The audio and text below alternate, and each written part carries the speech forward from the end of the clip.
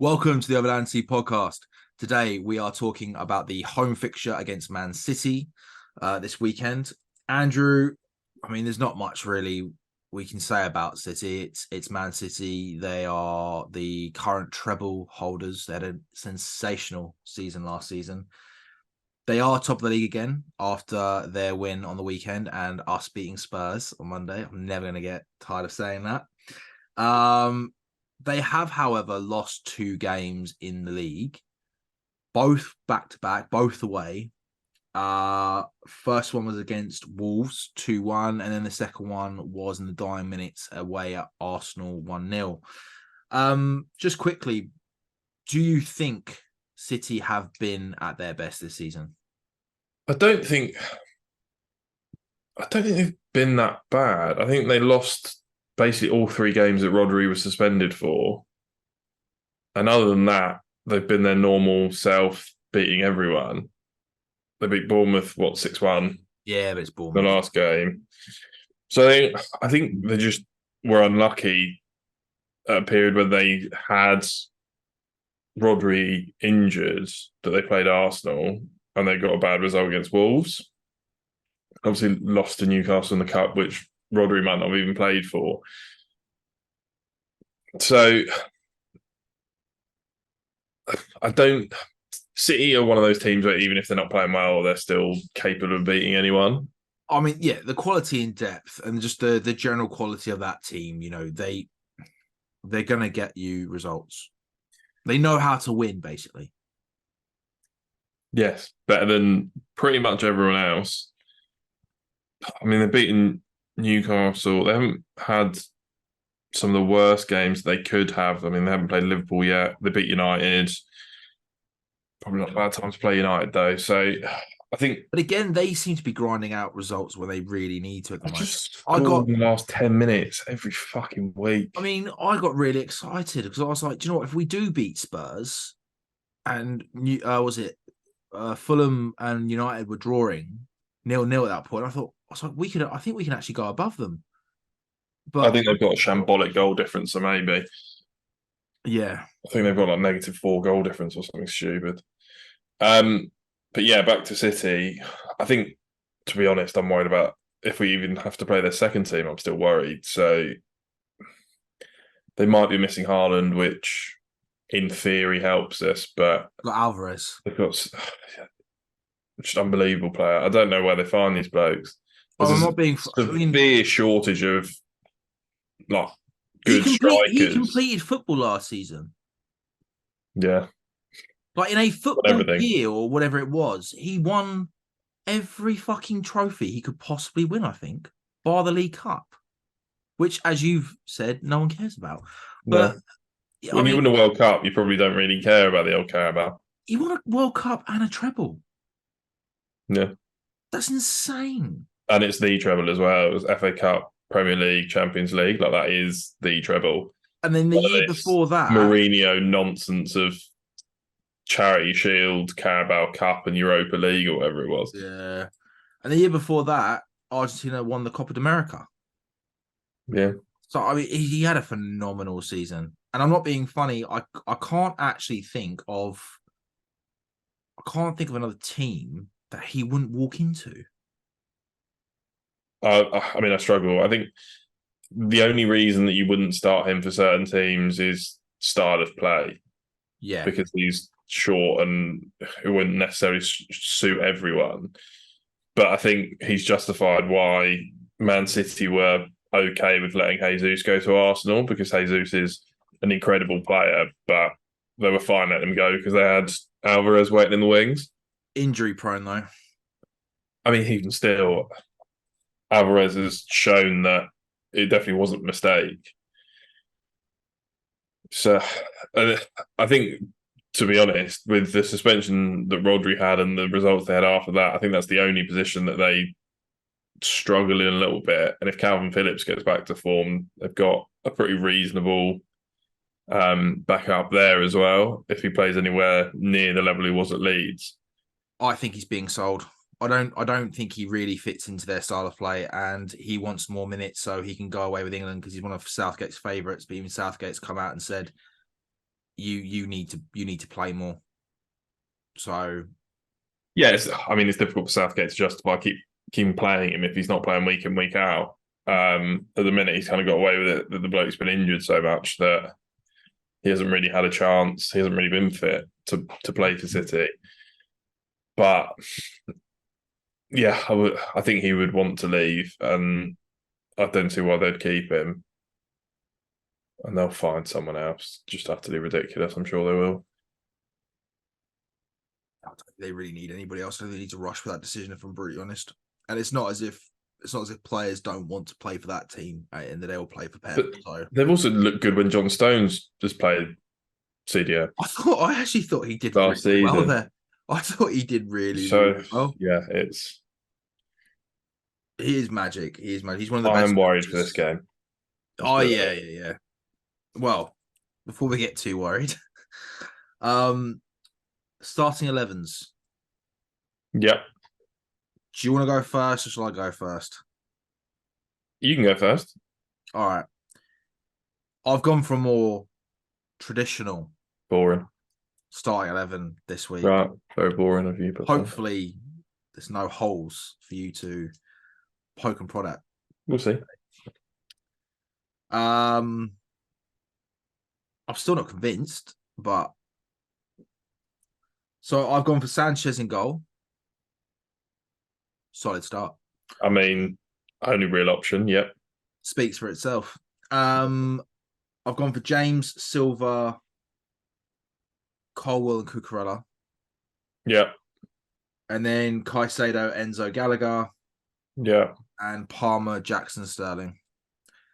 Yeah. That's And what the I reason- predicted last game, and that's what I was going to go for this one as well. Yeah. I mean, I just feel like with City's pace on the wings, as much as I don't mind Colwell as a left back, I don't think he can really play there in this game. I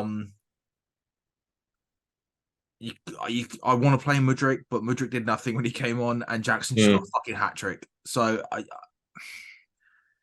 don't think you can drop any of the front three. No. But I would have liked to have started Mudryk. I think it sends the wrong message to not start Jackson and start Mudryk. It sends a lot of wrong messages to the team in general, but it's that especially those front three. That Mudryk comes straight back in, and you can't do it.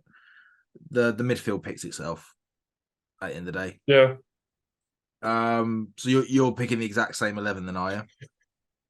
I think so, yeah. I mean, realistically, there will become a time where there's a choice to be made with Badiashile, because I think he's never really disappointed.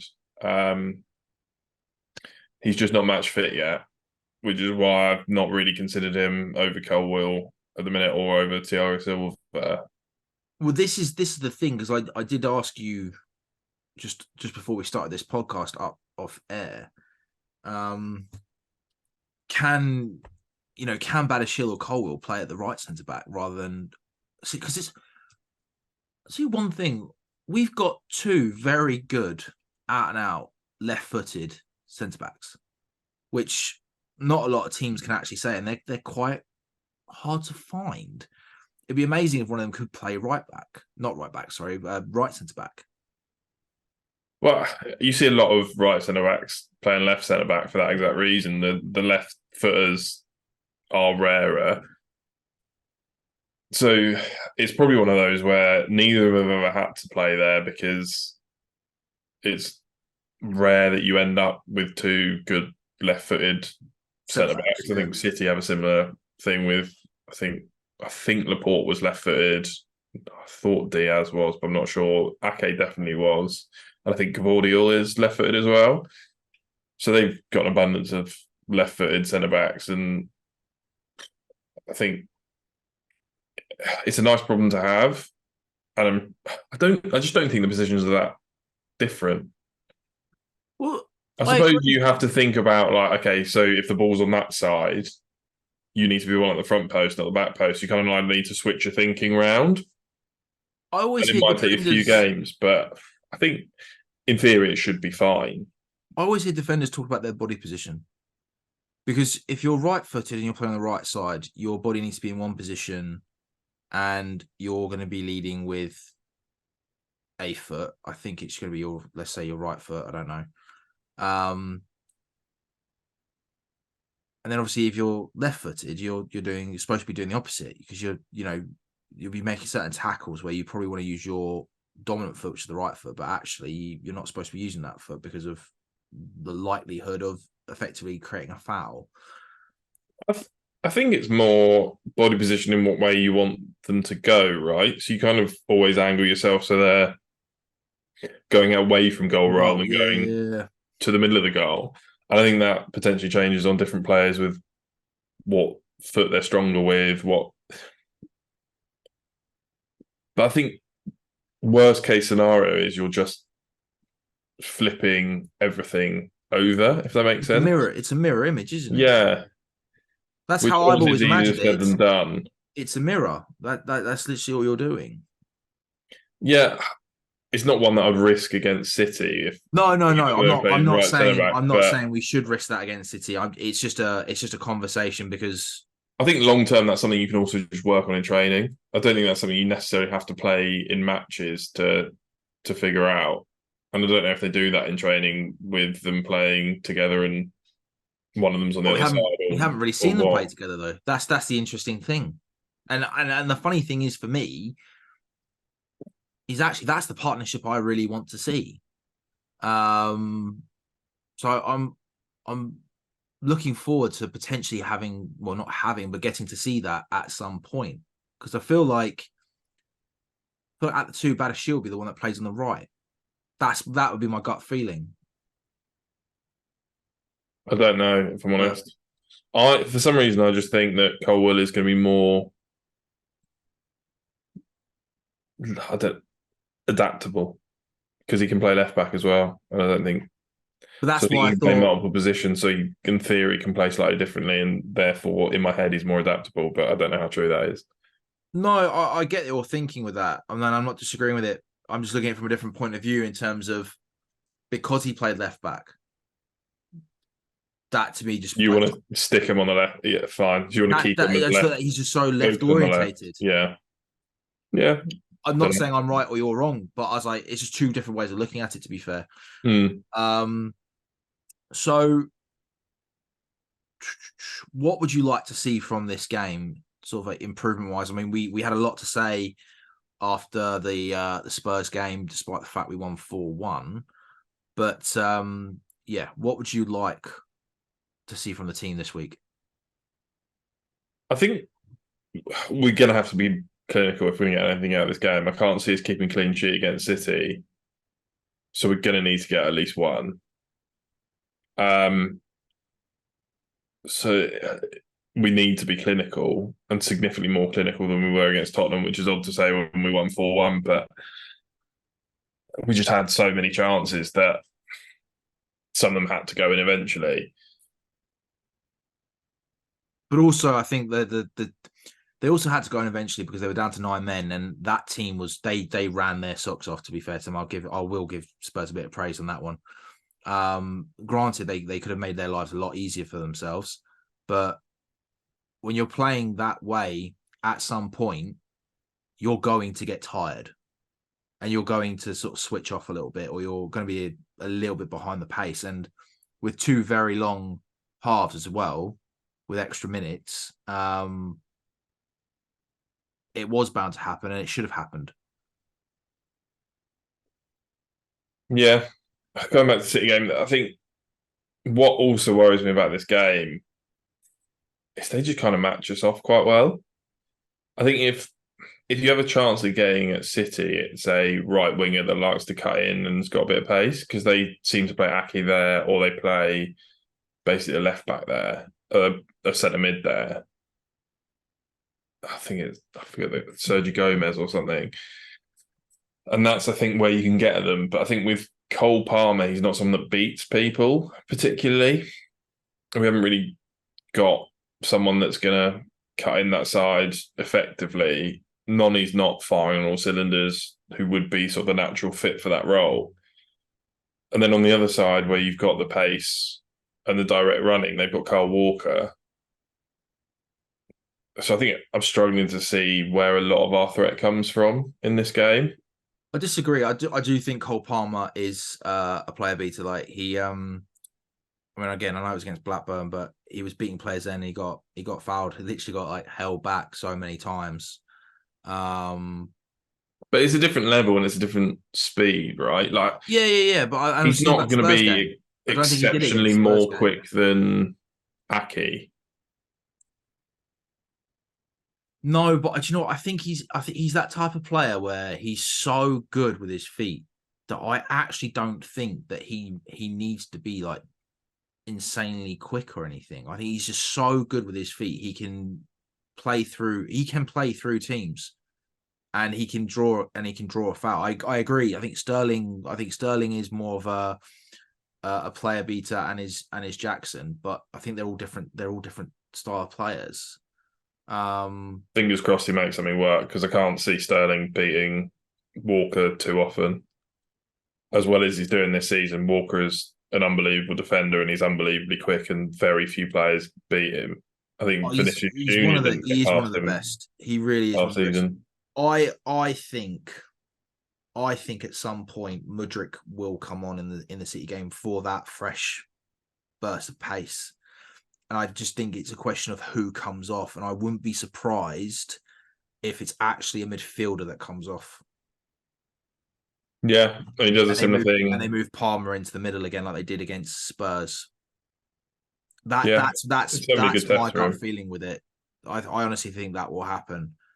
Um Massively depends on what the score is and how comfortable we are in the midfield, or whether we need yeah. Connor on there or whoever to keep battling. I don't think it'd be Connor that comes off. I think it'd be Enzo. Because I But don't. that, I mean, that is the other thing because he's got a knock, isn't he? He has, but yeah, he has, and also to be fair to him, he's worked his socks off and he runs around.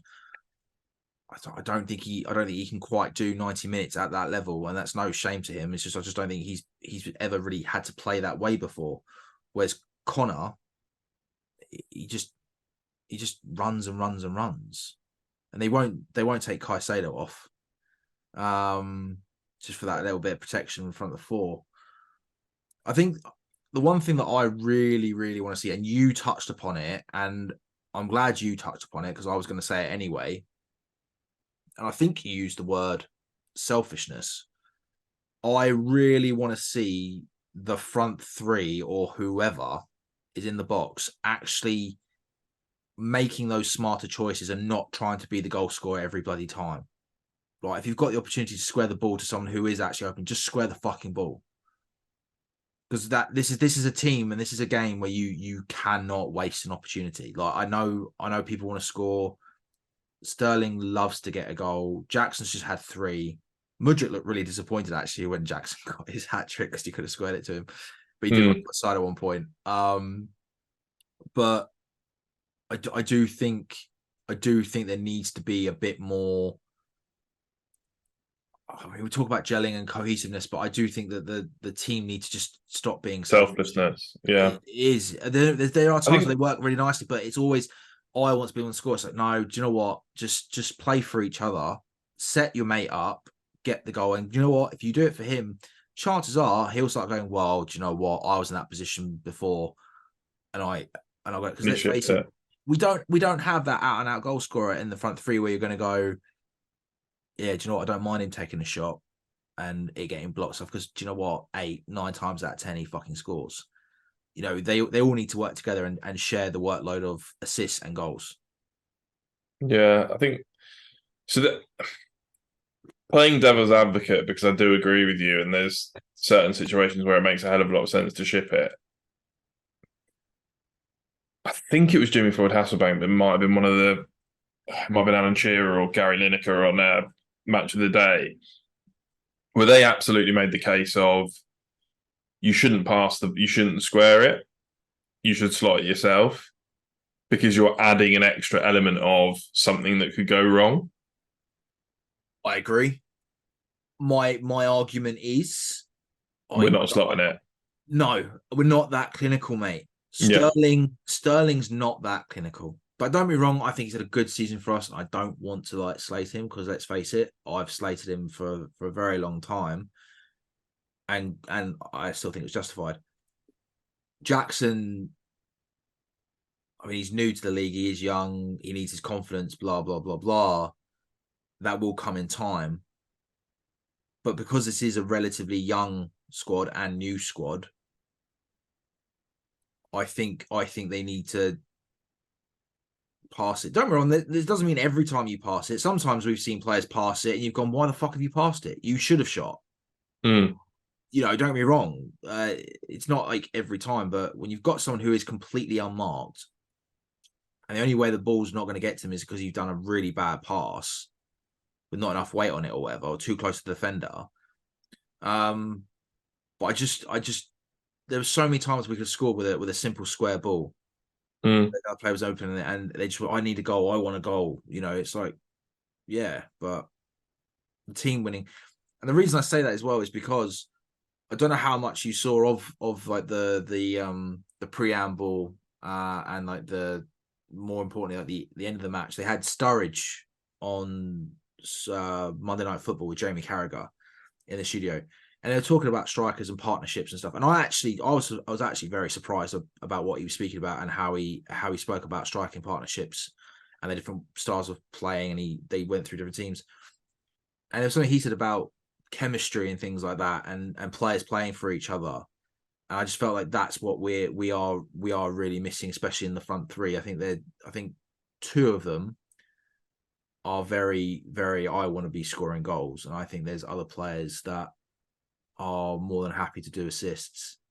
But I just think it needs to be a bit more harmony, shall we say, at the top.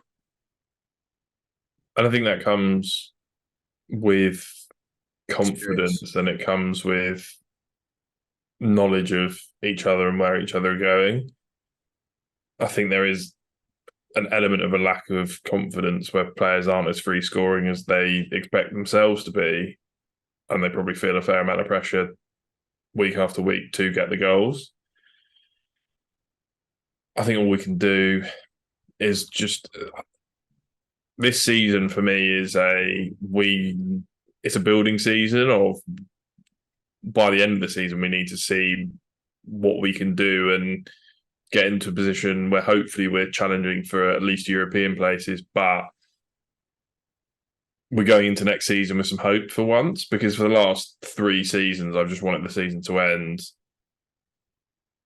very early on in sort of March time, going, oh, well, next season will be better because we've had this transfer embargo nonsense, but next summer we can buy players. Oh, this season will be better because I just want, like, we haven't been playing well and I just want the season to end and hopefully we can rejig it and whatever else. But I want this team to kind of stay together now, give them all a chance of this season and go, right, who actually can do the business and who can help us and where do we actually need strengthen next summer. I think it's pointless buying another 6-7 players in January. We're not More problems. I don't think we're going to buy that many. I really don't think we're going to buy that many. Apparently we are targeting certain positions, but yeah, it won't be that many. I just think it's just gonna be like, if we can get it, one player in that position, one player in that position, and one player in that position. Yeah. We're definitely it sounds like we're definitely going for a striker and a centre back, and potentially a goalkeeper is the third position that I'd say. But the other one is that they'll sign a few other youngsters, I'm sure of it. Yeah, but if they do that, then I don't think people should be counting them as they're not squad players. They are players that they are buying for potentially to come into the team in a couple of years' time, or they will be sold for a bit more money. That's literally all it is. But yeah, but you're right. It is a rebuilding season. There's no way. There's no two ways about it. And with what you said there in terms of seeing what players can do, for me, a big part of that is going to be playing for each other, Because for me personally, if I was the manager and I had a player that was constantly just trying to score goals, and I don't care if they are the striker or if they are, traditionally a winger who gets loads of goals, but you're not getting those goals, and you've got other options. I don't think then that would be a player that I'd want in my team, to be pretty honest. I'd rather have players sharing that responsibility, because we don't have that clinical finisher, whether it's a winger, a midfielder, or a striker. But And it therefore, I just think it needs to be shows there. it's more just bad decision making, isn't it? Yeah, Realistically. but exactly. But but what I'm trying to get at is that bad decision making coming from it like you said, it's due to, and I think in some situations you are right, it is due to players need to get used to each other and understanding runs, for example. But there are other times where, it's in and around the box, and let's face it, we don't actually move that much in the box. We don't run, we don't draw a lot of players when we're in the box, like certain other teams. And they could pass to someone who's a little bit more open, and they take a shot. And it's, you just know what's going to happen. The chance of it getting through, or the chance of that player in particular, and I'm not going to name anyone in particular, scoring is quite slim, because they don't do it. And I said there's a lot of opportunities for me where balls could have been squared in and around the box to a player who was not marked against Spurs, and it would have been a tap-in. Like, you look at it, go, if that ball gets squared properly, that should be a goal. There's no two ways about it. And I just think, But also, if he hits the ball in the bottom corner properly, then it should also be a goal. So no, I agree. But buts and I maybes. agree with that. But what I'm saying is they're not. So I'd like to at least think that they can pass, because if you know that they're struggling in front of goal already and not getting the goals, or struggling to score, I know that that's got to change at some point. But surely, common sense would say, do you know what, I'm struggling here at this point, but we need a goal. Like, I'm going to shift it. Yeah. I think it's a difficult one, because if you take that attitude, potentially it never changes, and that striker never becomes that striker that's going to slot the ball away, that will actually help you more long term than them having the confidence of being able to put the ball away. No, I get that, but Having to my shift it, argument but would be, especially with the Spurs game, is that there were other opportunities where certain players who could have fed someone through before were then open later on, and they didn't get the ball. And that's my argument. More than yeah, anything, it's like, actually, when you look at players linking up the box previously, granted they were playing more 4-4-2, but even with 4-3-3s, with they said it on Monday Night Football, you had Rooney, Tevez, and Ronaldo. Rooney was more of a feeder, but he got goals, but he was mainly feeding Ronaldo and Tevez. They were incredible goal scorers. You had Liverpool with Firmino, Salah, and Mane. They all share the responsibility. And that's what I'm trying to get at. I'm not saying that they're the same level as these teams and these players, obviously not. But what I'm saying is, in terms of how they're playing, I'd like to see a little bit more of that. In terms of, I'm not sure that Salah, Mane, Firmino is a particularly great example, because they are all just incredibly greedy, especially Salah. Salah's so greedy, now, I don't and think. him and Mane fell out. No, him and Mane fell out big time, because he didn't pass him the ball in exactly the same positions that we're talking about now. And when he did cock it up, Mane was very upset with him. Obviously, it wasn't that big a deal on purely on the basis that Salah generally put it in. Well, I clearly need to brush up on my facts then, but I was just using that as a um point of reference, even if I did get it wrong. Um, what else do I want to see? That's the main thing that I want to see, like, so a bit more cohesion and solid defending, really tight at the back. Um, I'd like to see a bigger game from Caicedo. And I didn't say it in the last episode. Again, I wasn't I wasn't fully impressed. I don't think he did anything wrong, but I felt like he could have done more. Um, there were definitely other players that were worrying me more, shall we say? And I feel like don't get me wrong, he did get that goal that was disallowed, and I was amazed that was actually given as offside. Interfering, maybe, but offside, I didn't think it was. Um, but I do feel like this is going to be the big game for Caicedo.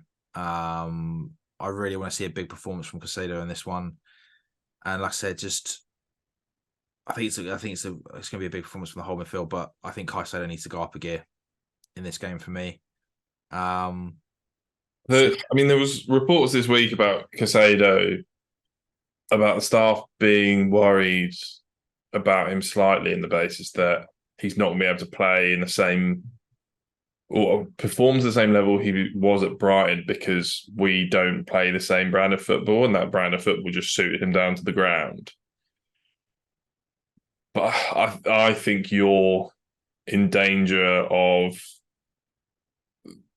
getting towards a bias against Caicedo that we've both been guilty of in the past against Willian and Ramirez and other players that haven't been amazing all the time, but have had good fits and spurts and been good players at certain times. And I don't think he's been anywhere near as bad as you're kind of making it seem. I think he won the ball. I think in that period where we started to play better, I think he was the main person that was winning the ball hard, like, in the midfield. He then scored his 25-yard screamer, which didn't count for whatever reason. And I think he had a really good game. Like, he didn't give the ball away. He played some good passes. He won the ball back well. And I think that's all you can really expect from him. I don't know what maybe your expectation levels are, but I think if anything, I'm probably comparing him too much to Kante. Kante. If I'm brutally honest, I think that's what it is.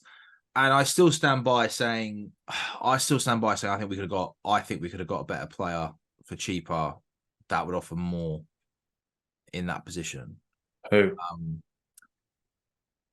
I still stand by Kessie, and I still think that was a reachable target. And also Tonali. Granted, I know I just said Tonali, and I know that he's now suspended, so fair enough. But if you take that away from the gambling situation, I've always rated Tonali. I He can do a job. I think I don't know. Maybe it's just I don't think I'm biased. I don't think it's a popular opinion. But I'm not overly confident with him at the ball at his feet all the time. I just don't. I just don't think he. I'm not saying not compared to other players in terms of like Dizazi or Sanchez, but there are times where I hate to say it. There's a couple of times where I thought like he looked like Bambi on ice. He just couldn't get his feet sorted. We had the ball at him, and I didn't see him like get an awful lot of tackles in. And I thought he was always looking for a foul and stuff. I don't know. Right, that's it. I think I'm going to have to watch very closely the next game between and watch Caicedo and Conor Gallagher, and actually like what their contributions are, because you're singing Conor Gallagher's praises, and I don't think he's being that much better than Caicedo, if at all. I think he's winning the ball. I think Caicedo's winning the ball back more. And your main point about Conor Gallagher is that he's just running a lot. Yeah, he is running a lot. I think he's done some good passes. I think he's also done some good tackles. I think Gallagher's having to play all over midfield. And as I've said before, I'm someone who likes to see midfielders move and not be static. And he offers runs, he draws players along. He can do a job in defense. I'm not saying Conor Gallagher's the best player in the world or the best midfielder that we've got, but I'm not saying that. I just think he's done really, really well this season, considering at one point it looked like he wasn't going to be there. You did give him man of the match in the last game. Yeah. So, yeah, For a lot of reasons, though. For a lot of reasons. But yeah. Well, I look forward to your review over the coming games. okay. I'll try not to be hungover on Sunday. Just quickly, because my battery is about to die and I can't change cameras. Score prediction. I am unfortunately going to predict a Manchester City win, and it's going to be 2-1 to them, I think. I was I gonna say just think 3-1. they've started too strong for us. I was gonna say 3-1. Yeah. Anything else you want to quickly add? And if I disappear, you can do the sign off. No, fingers crossed we get a win. It's just difficult to predict. We're still building. Next season we'll have them, but this season it's just a bit too easy. It's a bit too early for us. Unless they go down to 9 men as well, and even then, I think we'd struggle. And on that note, thank you all for watching. Stay tuned for the post-game analysis against Man City at home.